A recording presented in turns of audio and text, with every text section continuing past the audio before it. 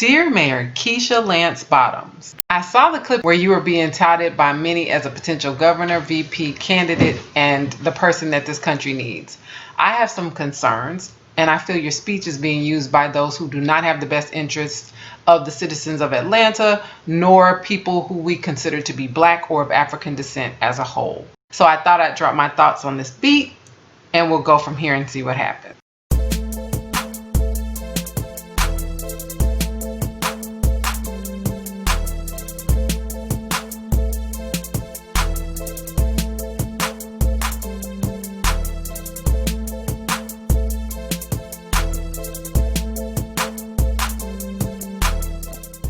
I want to speak directly to Mayor Keisha Lance Bottoms, but any of you who listened to her speech, I want you to hear my thoughts on it and let me know what you think.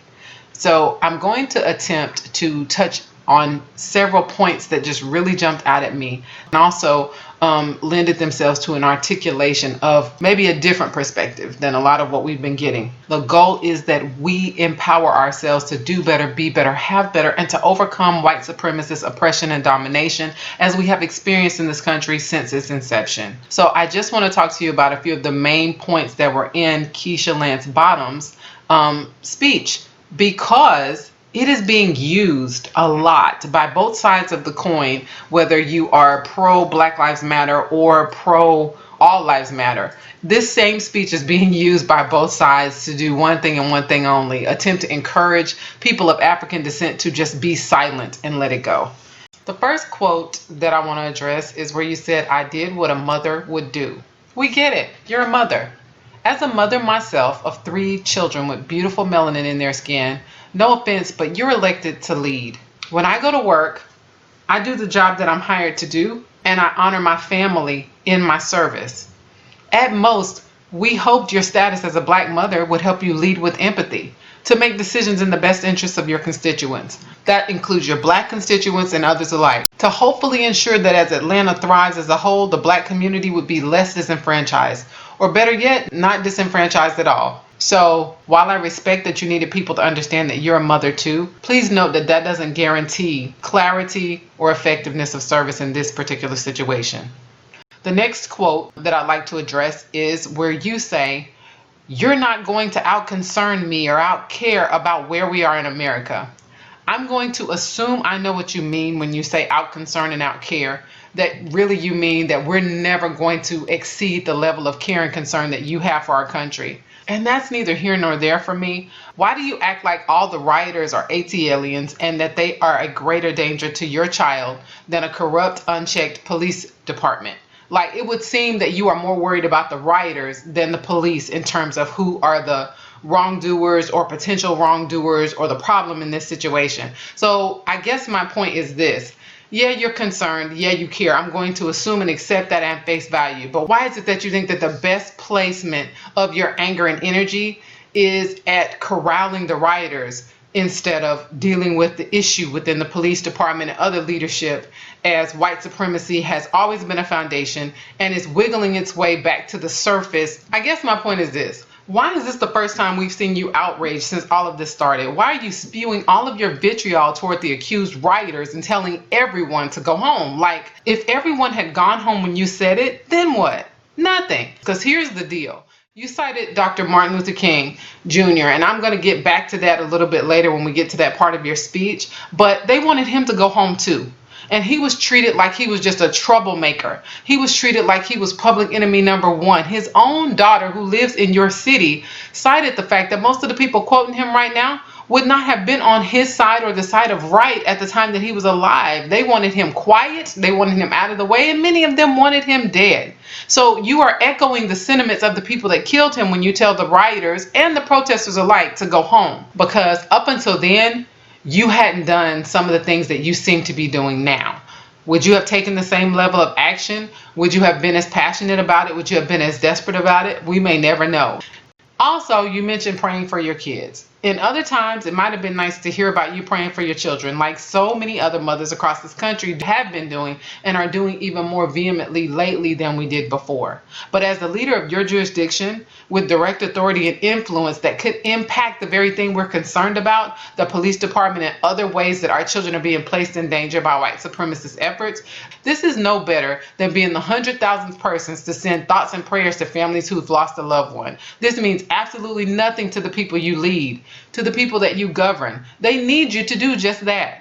They may be comforted by your words, but you could do something that would keep them from getting that dreaded call about their kids. You could do something to take away some of the pain and the problem. You could do something to at least hinder the movement that works against them by doing something else when you get done praying, getting up and making some things happen that will actually unseat the white supremacy that exists in your state and in your jurisdiction, in your city right now. You say this is not a protest, this is chaos. Well, you know what else is not a protest? What else is chaos? The unfair, unobjective law enforcement activities that are what has provoked this particular outcry. This is not protecting and serving. This is random or planned violence that people are finally so upset about that they decided to take action.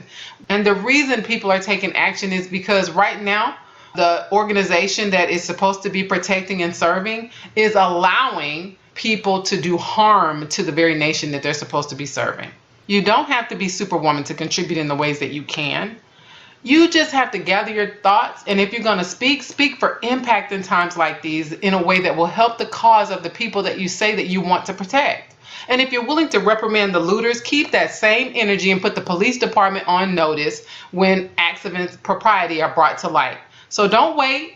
Don't treat them like they deserve a different level of respect than what you're giving the looters and the rioters. The truth is they've done far worse by abusing their authority and power that they've been vested with. It is not safe for our kids with rogue cops on the street. So why not send all the cops home? Because it doesn't make sense. I didn't hear you make a distinction between protesters and rioters, even though that's probably what people are going to say that you meant. So if you don't want all the cops to go home because of the ones that are killing people and doing other things that assault the rights of others, that disrespect and dishonor the rights of others, then don't tell all the protesters to go home evenly. Let the system work like it's supposed to and do your part. And then I hear people saying it's not all the police officers. I hear people saying that all the time. And I agree. It's probably not all the police officers, but it wasn't all the protesters either. So did that stop you from going off? I don't think it did, sis. I think you went off. And there is question regarding several of the instances that did break out as to whether or not those people were outsiders brought in just to incite riots. But I didn't hear you cutting the protesters any slack at all. Again, I'm not asking you to not say anything. I'm saying keep that same energy. Where is your speech where you rant and go off on the police department and threaten to send them all home because they are dishonoring your city? In your words, a protest has purpose. When Dr. King was assassinated, we didn't do this to our city. Yeah, and while you might argue some success, some of these issues that we are facing right now have been around since Dr. Martin Luther King Jr. was marching and since Malcolm X was speaking. That is not a strong argument for effectiveness of their methodology across the board. What you propose is one way, but it's not a catch-all and it's not the be-all end-all. So what else do you have? Except the fact that things may need to be done differently if we're going to see different or more extensive results. Also, why don't you and others stop holding Atlanta's population to a higher standard than the police officers who took an oath?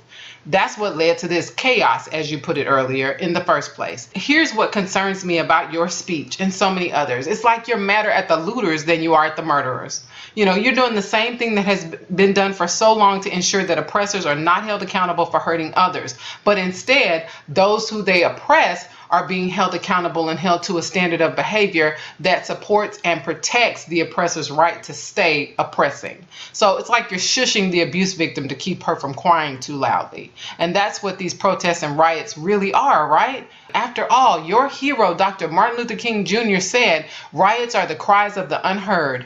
Well, you can't listen if you're yelling. Nobody's advocating it. I'm saying before you yell at the rioters, let's go back to the impetus of this particular riot. Let's get upset about the practices in policing that are causing harm. Maybe start by holding leadership and law enforcement accountable for their actions. If they do harm, then consequences should occur, because those people out in the streets that were rioting, if they get caught, there will be consequences. And that's what makes them different than the person who murdered George Floyd, Trayvon Martin, and so many others. The murderers are not facing consequences. We can't even get to the other improprieties that are being done in harm to the Black community, because they are able and allowed to take our very lives with no consequence. And that's the challenge. How long should people be subject to that behavior? How long should people be subject to that suffering? How long should we have to watch it over and over like a horror movie before our eyes? That's worse, because it's real life. You know, I can watch the horror movie It, and I can turn it off knowing that it's ridiculous to think that a clown from some other dimension comes to the earth and eats children. But watching this happen as a mother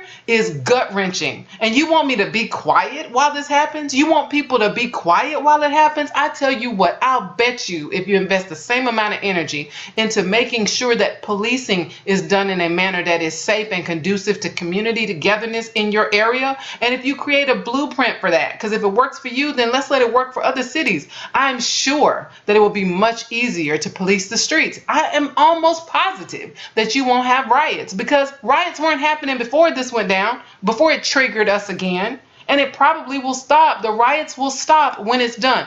And the sad part about it is I'm addressing this like the rioters were all protesters, when we have footage of intentional evildoers that came in and did some of the damage, and I don't hear you yelling at them. Maybe start by holding people accountable for what they do. Help them to do their job more effectively. Getting fired alone is not enough. Getting charged with a crime is not enough, especially when the charges most of the time don't stick. Maybe ensure that they are not protected if they commit a crime. Maybe ensure that they're going to have to face the same consequences as the brother on the street does if he commits the same crime. Maybe create licensure and certification programs that allow revocation to be a consequence for certain behaviors. Doctors do it, lawyers do it, therapists do it, teachers do it. To whom much power is given, much responsibility should be given as well. For more of this conversation, please check out our YouTube channel. Be sure to like, follow, and subscribe, and comment and tell me how you feel. You can also keep in touch with us on social media. And until next time, I am